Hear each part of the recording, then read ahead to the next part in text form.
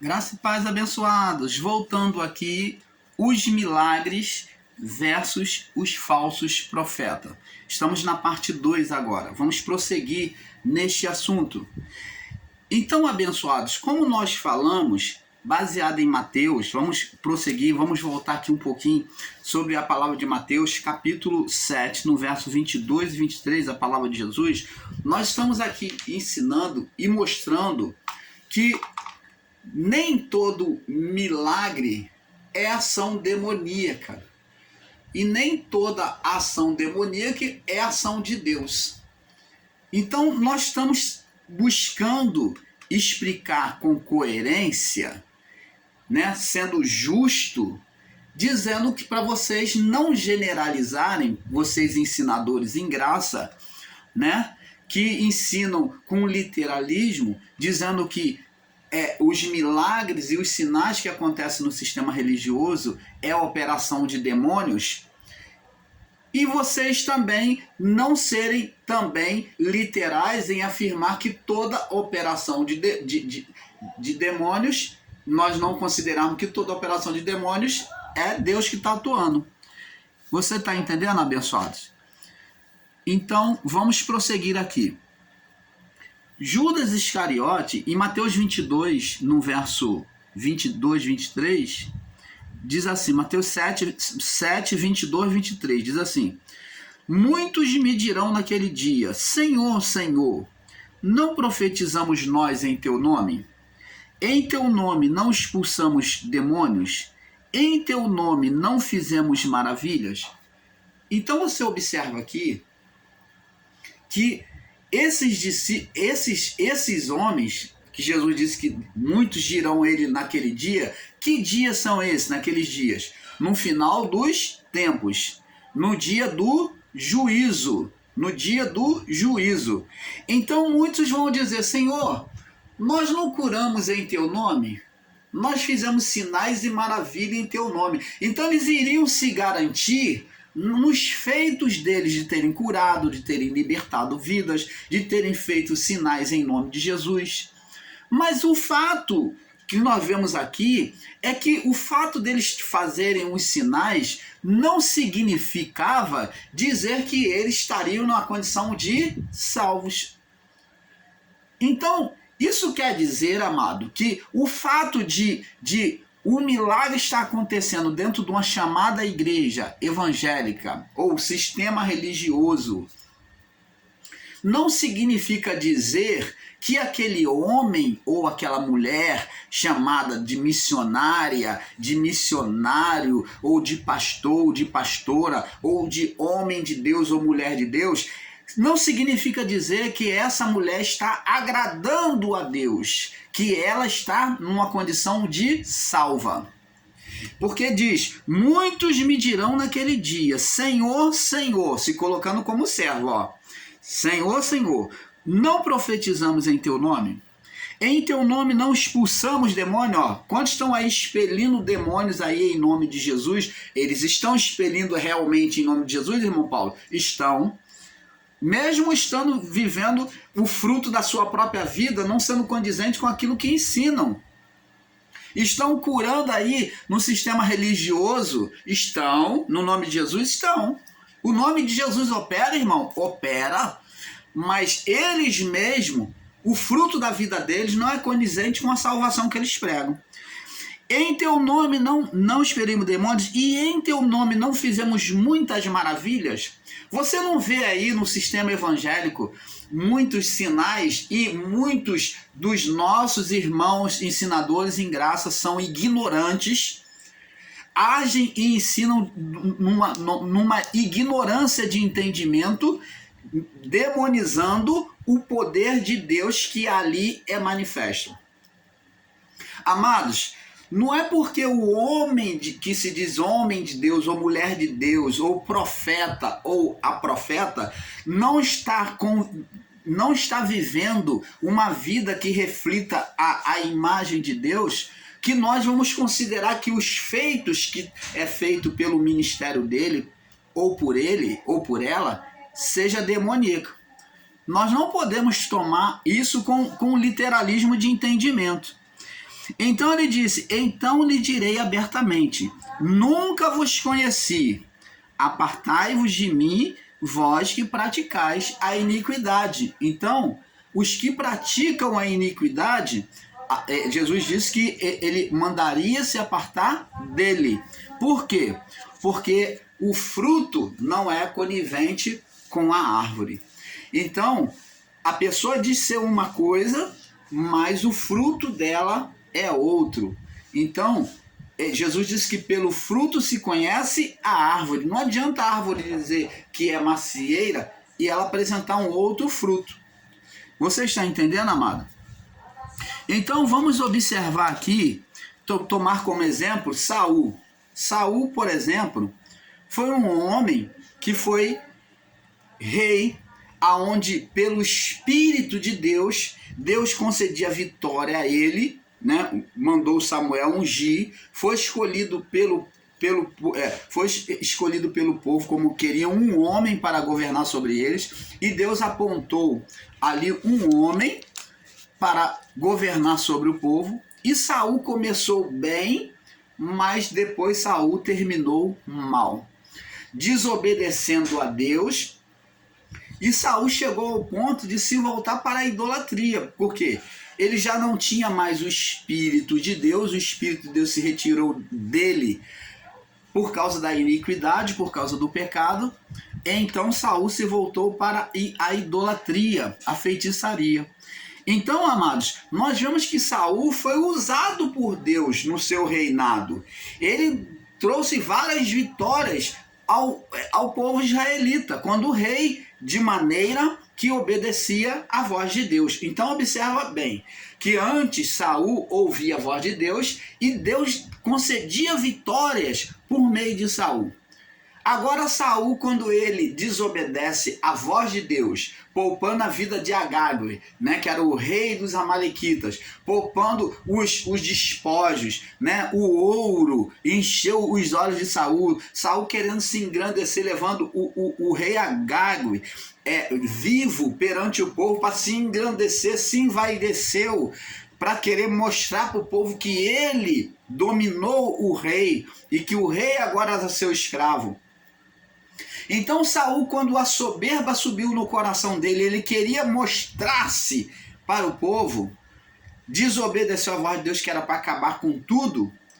Ele ainda trouxe escravo, trouxe o rei Agag, trouxe os despojos, que é o ouro, e nesse ouro tinha ídolos de ouro. Então Saul quis fazer, fez o que bem lhe pareceu. Mas agradou a Deus? Não. Por isso o Espírito de Deus se retirou de Saul. Veja que ele outrora foi usado por Deus. Da mesma forma que Saul, nós vemos agora no sentido espiritual, Saul, sobre uma história física, venceu os inimigos. Deus trouxe vitória para ele, por meio dele. Agora vemos Judas Iscariote no sentido espiritual, no ministério do Espírito. Um dos 12 que é escolhido por Jesus para poder evangelizar. Judas participou da ceia. Judas curou, recebeu aquele poder lá de Mateus 16. Eis que vos dou poder para curar enfermos, expulsar demônios. Judas fez tudo isso, curou, expulsou demônios. Mas Judas, no entanto, preferiu no seu coração desobedecer. Ele foi usado por Deus, foi um vaso que foi usado por Deus, mas que ele se tornou um vaso de desonra. Jesus chamou ele para ser um vaso de honra, colocou ele em posição de vaso de honra, mas ele se colocou em posição de vaso de desonra. Judas expulsou demônios, Judas curou, Judas profetizou, Judas fez sinais e maravilhas, como todos os discípulos. Porém, Judas se perdeu. Por quê? Escolha do coração dele. Diferente do que muitos irmãos ensinam, que Deus fez Judas para ser o ímpio, o filho da perdição. Deus nunca fez. Quando a palavra diz que que Deus escolheu para ser filho da perdição, está dizendo de permissividade, de legalidade que foi dada a ele de escolher o seu caminho. Então, abençoados, vamos compreendendo que isso tudo que os discípulos fizeram foi por meio da fé. A fé é o principal ponto que levava eles a operarem o milagre, né? Jesus, como falou, esses sinais seguirão aos que creem, como diz lá em Marcos 16. Esses sinais seguirão os que creem. Em meu nome curarão os enfermos, expelirão demônios, falarão em línguas. Vamos ver aqui em Marcos 16, para nós compreendermos isso melhor. Marcos 16, né? Vamos sobre a palavra aqui. Marcos 16. Vamos conferir aqui sobre a palavra. Vamos testificando aqui na parte 2 agora desse tema. Vamos passo a passo entender o propósito do Pai. Ó, Jesus disse aqui, ó, Marcos 16, 15, disse: ide por todo mundo, pregai o evangelho a toda criatura, quem crer e for batizado será salvo, e quem não crer será condenado. Então até a condição de salvação era mediante ao crer. Aí ele disse: esses sinais seguirão aos que creem. Jesus, ele não diz que esses sinais vão seguir a vocês. Vocês somente, os discípulos, vão fazer os sinais de curar, expulsar demônios, falar em línguas. Não. Jesus está botando de forma incondicional. Não haveria condição de escolha, mas está dizendo aqui, esses sinais vão seguir a quem? Os discípulos, os apóstolos? Não, esses sinais vão seguir a todos os que creem. Então, quando uma pessoa crer na palavra de Cristo, do Evangelho de Cristo, ela tem poder para poder o quê? Expulsar demônios, curar os enfermos, falar em línguas, dominar as forças espirituais do mal. Ó, e pegarão... em meu nome expulsarão demônios, falarão novas línguas, que é a língua dos anjos. Nós vamos ver isso no próximo vídeo, explicar melhor, com mais profundidade, né? No próximo vídeo, após esse. Pegarão nas serpentes, que fala domínio sobre as forças espirituais, fala de domínio, né? Domínio sobre as forças espirituais, e se beberem alguma coisa mortífera, não lhe fará dano algum. Então, aqui está falando de não só dominar, mas de não ser atacado, de o veneno da serpente não fruir efeito nenhum, mas de estar imune aos ataques espirituais. Como, irmão Paulo? Por meio da fé na palavra do Evangelho. Então, essa imunidade para dominar, esse domínio e essa imunidade contra o veneno da serpente, que beberão, se beberem alguma coisa mortífera, não lhe fará dano algum, significa beber o veneno. Então está falando de imunidade. Essa imunidade seria dada aos que creem no poder do Evangelho. Então, não adianta, irmãos, que vocês que são céticos, incrédulos, ateístas, não vão compreender isso, não vão aceitar. Porque essa manifestação de poder só se daria com aqueles que creem. Os demônios não vão se manifestar, não vão se sujeitar diante de pessoas que não creem. Você vai orar e Deus não vai operar nada, não vai acontecer nada, porque é mediante a fé que o poder é liberado. Está escrito aqui, esses sinais seguirão, estarão na vida daqueles que creem. Quando o irmão Paulo orar mediante a fé, no Evangelho de Cristo, crendo que pelo poder da palavra a pessoa é curada, crendo que pelo poder do Evangelho, da palavra, a pessoa é liberta dos demônios, crendo que o poder da palavra, os demônios são dominados e que toda peçonha, todo mal do Satanás cai por terra. Então, quando o irmão Paulo orar, vai haver uma manifestação do poder de Deus. E diante disso, se houver um espírito, uma força maligna, um demônio atuante, esse demônio cai por terra em nome de Jesus. É isso que está dizendo. Mas para os que são céticos, os que são incrédulos quanto à palavra, não vai acontecer. Você não vai ver demônio. O mundo está aí, cheio de atuações demoníacas, mas os que são carnais não enxergam as coisas espirituais. Porque os que são carnais só compreendem as coisas da carne. Os que são espirituais compreendem as coisas do espírito. Você não vai ter visão espiritual para enxergar as coisas do espírito se você olhar com os olhos carnais, se você enxergar de forma carnal. Você nunca vai ver demônios atuando no mundo. O mundo para você vai ser uma maravilha. Você vai ver e vai tudo dizer, não, irmão, isso é carne. Ah, isso é carne. Isso é carne do homem, isso é o homem. Você nunca vai ver uma atuação espiritual por trás disso.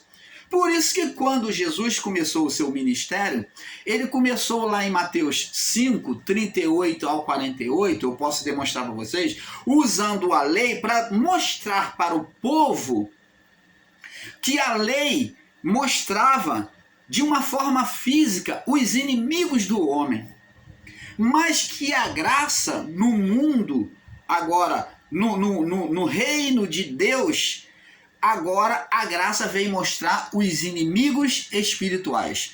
A lei mosaica mostrava os inimigos físicos. A lei dizia, olho por olho, dente por dente. Aquele que matar, também você pode matar ele.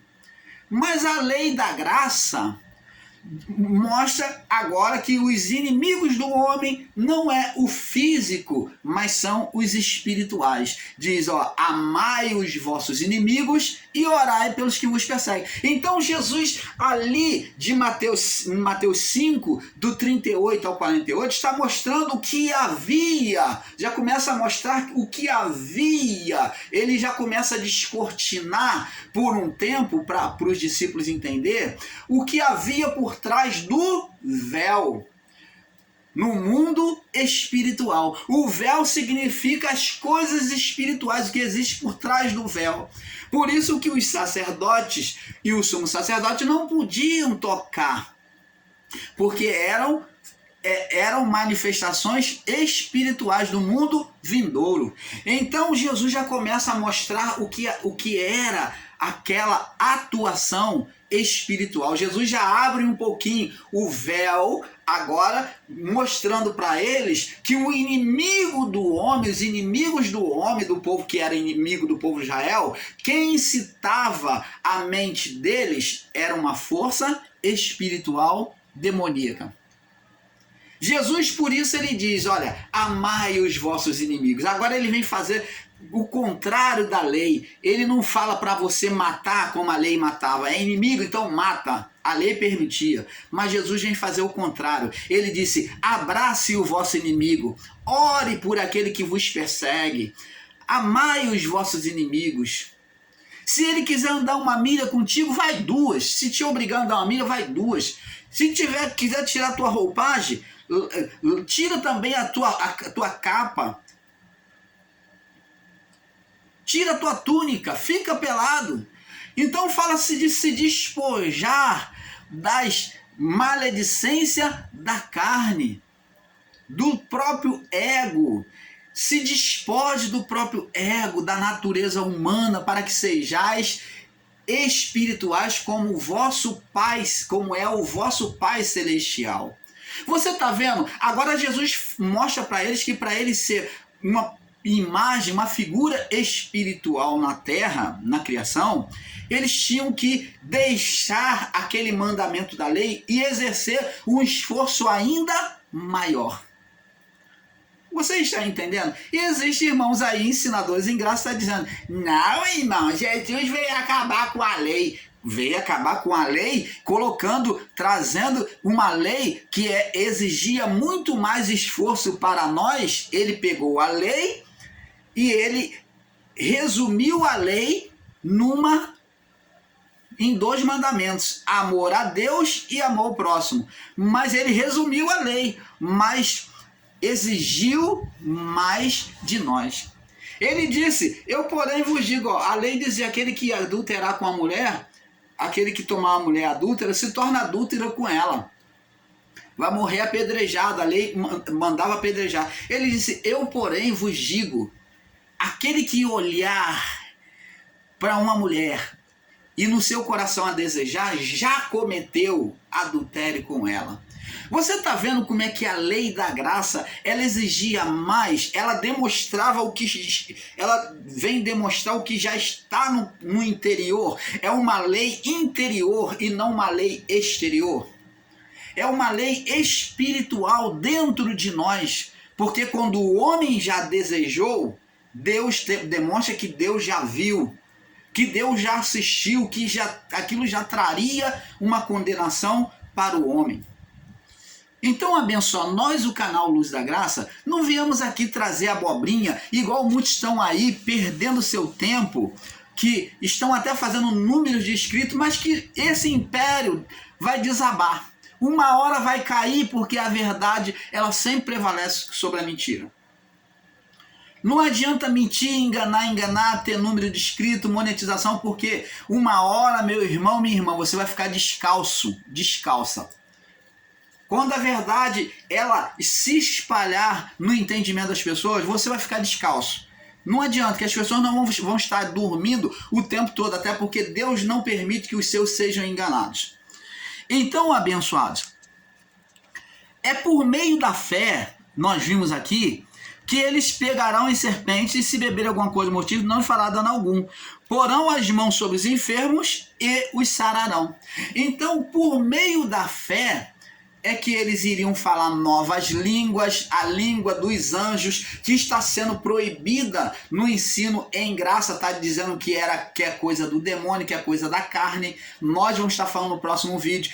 Sem essa língua, ela foi uma evidência, um sinal para nós da entrada do reino, da manifestação espiritual do reino de Deus. E estão querendo tirar, estão aí negligenciando uma manifestação de Deus.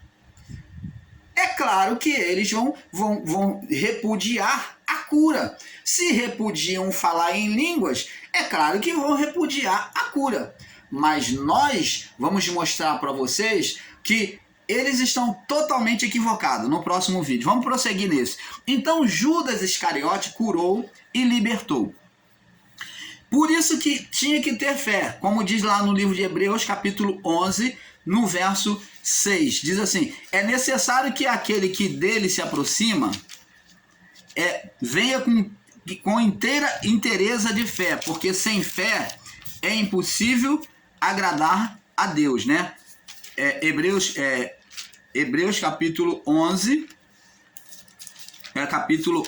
no verso 6, diz assim, ora, sem fé é impossível agradar-lhe, porque é necessário que aquele que se aproxima de Deus creia que ele exista, Deus existe, e que é galardoador dos que o buscam. Então, aonde tiver uma fé, Deus vai operar, independente da religião e do lugar. Não precisa ser no templo, não precisa ser na igreja, aonde tiver uma fé, seja na sua casa, no seu trabalho, em qualquer lugar, no buraco mais escuro, aonde tem uma fé, Deus vai operar.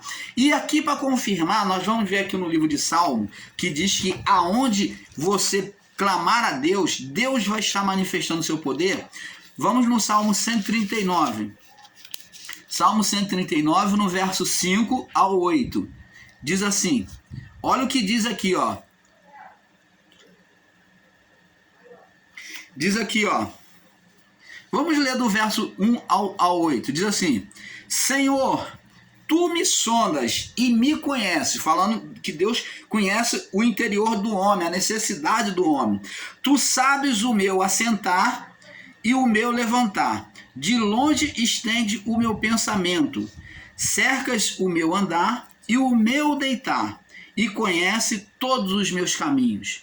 Não havendo eu ainda palavra alguma na minha língua, na minha boca, eis que tu, ó Senhor, tudo conhece. Então, até mesmo antes de nós pedirmos, como Paulo falou, porque não sabemos pedir como convém, porque o Espírito Santo intercede por nós com gemidos inexprimíveis. Então, antes que a palavra chegue a nós, de chegar à nossa boca para pedir a Deus, Deus já sabe.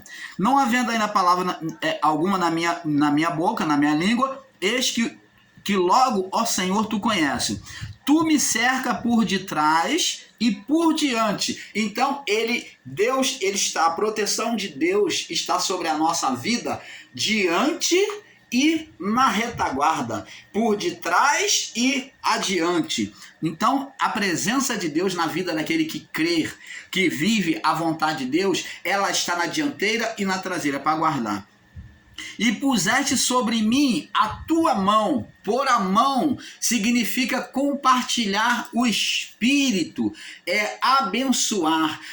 Impor as mãos sobre alguém é compartilhar o Espírito, abençoar. Então, tu me cerca por detrás e por diante e puseste a sua mão sobre mim, me abençoaste. Tal conhecimento é para mim maravilhosíssimo, tão alto que não posso atingir.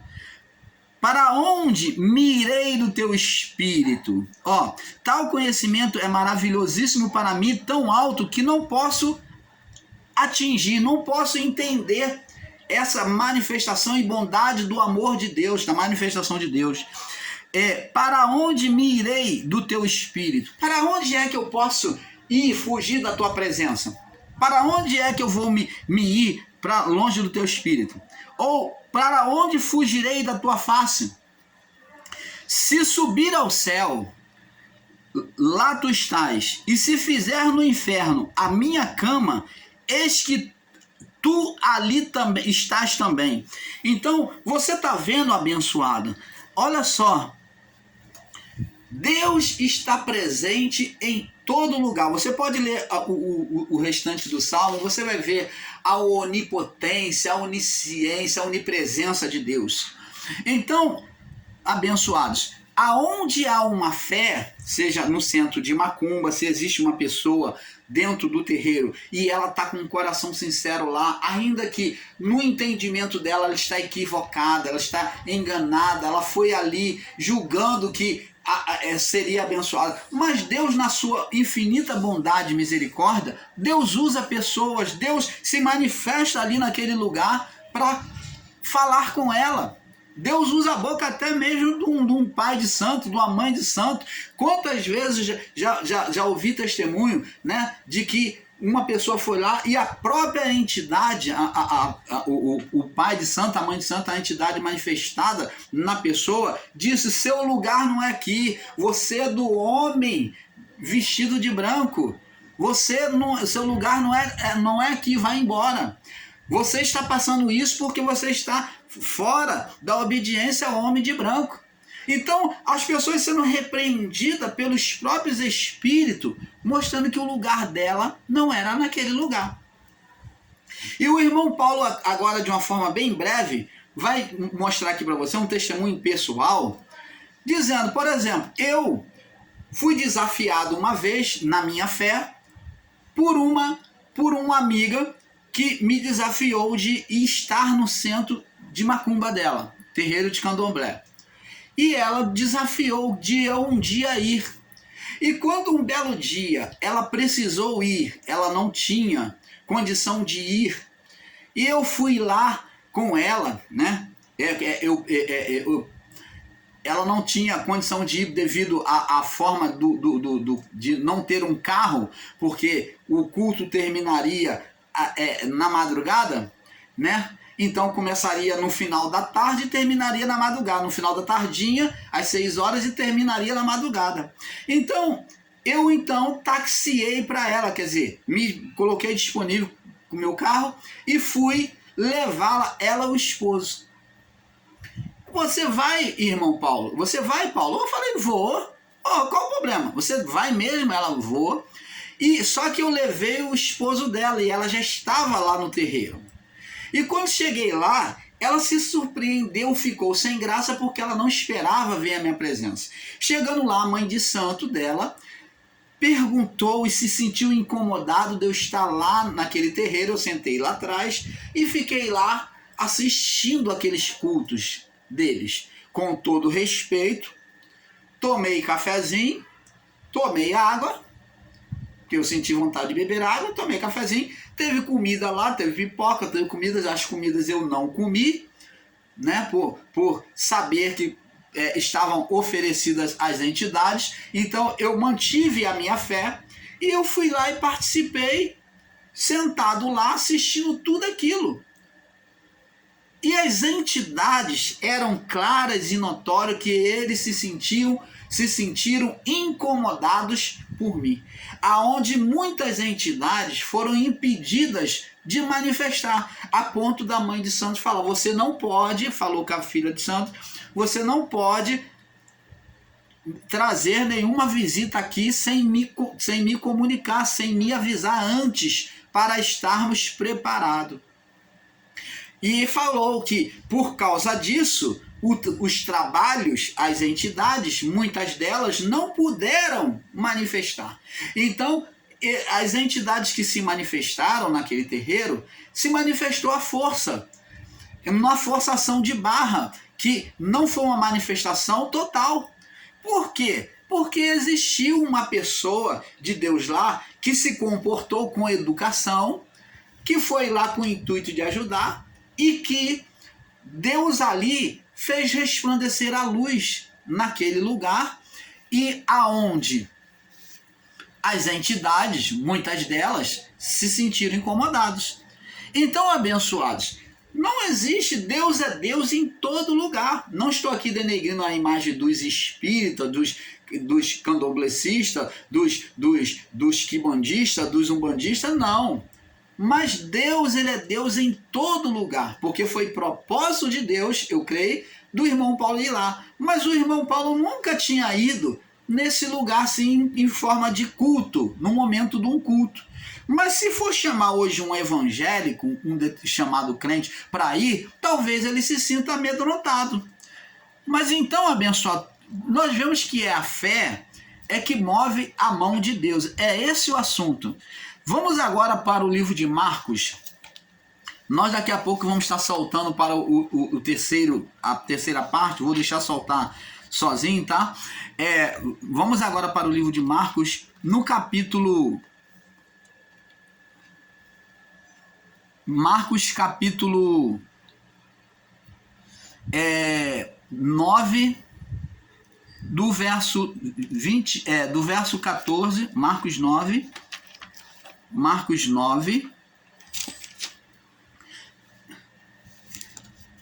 do verso 14 até o verso 29. Diz assim: